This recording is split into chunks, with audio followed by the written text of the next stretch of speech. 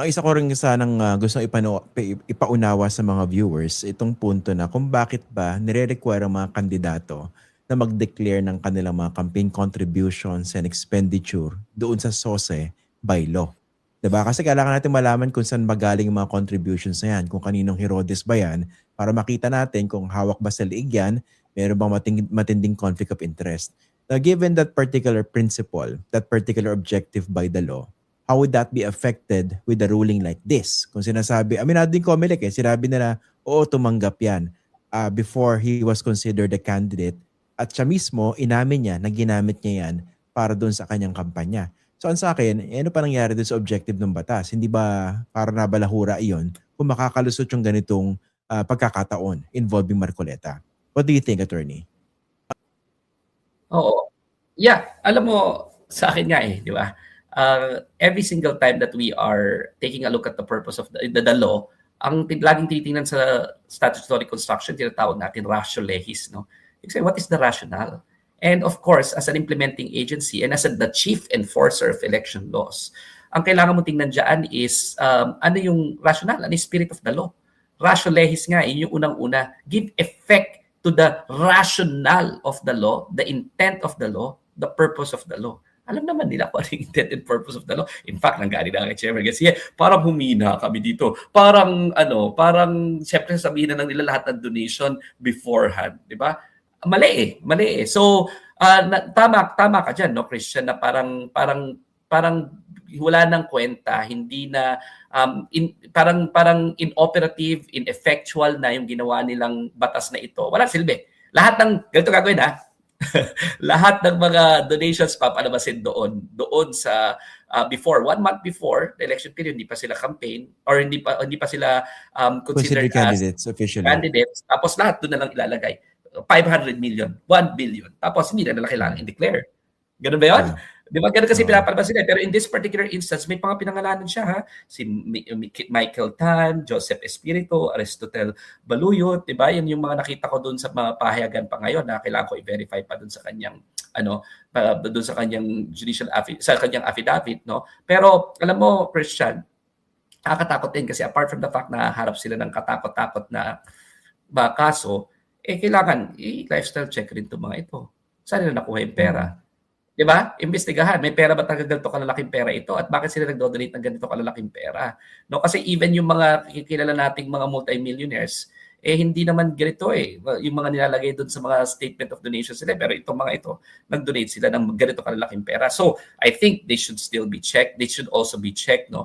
Gusto ko lang rin sabihin na yung merong elephant in the room na parang hindi natin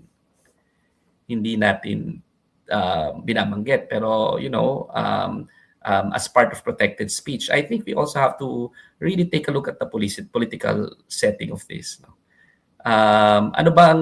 Bakit ba ganito ka ma-impluwensya si Marcoleta?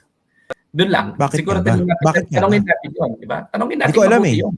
Alam. And alam naman ng lahat, di ba? Bakit ganito ka ma-impluwensya si Marcoleta? Bakit ba parang at least based on my reading, no? Ang grabe yung adjustment ng reasoning ng batas para lang ma-make sure na hindi siya parang ganoon para hindi siya makasuhan. Pero malinaw napakalinaw lang nakakalungkot kasi una, malinaw na inamin niya, hindi niya dineclare. Pangalawa, malinaw sinabi niya, ginamit niya sa campaign funds. Pangatlo, sinabi niya, 'di ba, under oath na ito yung mga donors ko, 'di ba? Tapos wala lang yung COMELEC, hindi na nila kinasuhan. Tapos sinabi hindi na enforced in effect tong batas nito kahit na hindi dapat yung presumption when we're talking about laws enacted by Congress.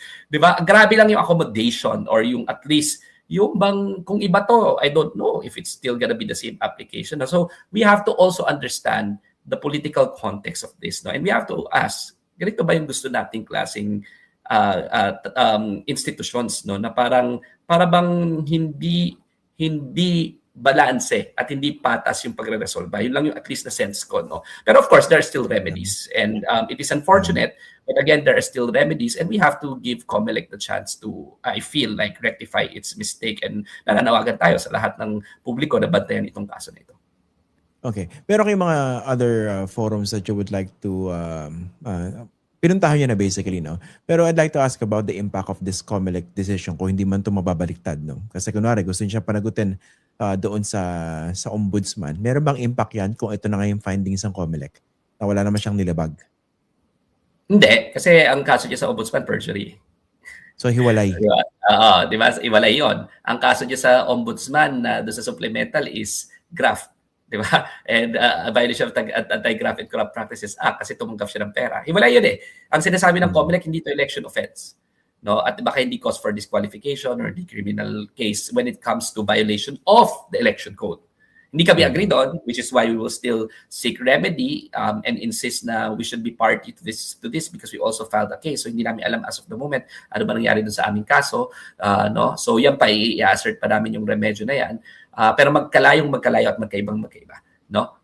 Kailangan, buusap pa I think is ombudsman. Iba pa kasi yung relief na hinihingi namin doon at iba rin naman yung mga reasons for the case. Again, Perjury and Anti-Graft and Corrupt Practices Act. Iba pa yung sa Senate, no? As an ethical concern with respect to these perjured statements, but at the same time, yung other things pa, including yung admission niya na tumatanggap siya ng pera while being a congressman. I think that's an ethical concern and a violation of the Anti-Graft and Corrupt Practices Act. And part ng aming ethics complaint is yung statement niya sa Kalayaan Group of Islands, which we feel is a culpable violation of the Constitution or instigating the public or everyone using taxpayers' money to violate the Constitution, including the provisions on our national territory.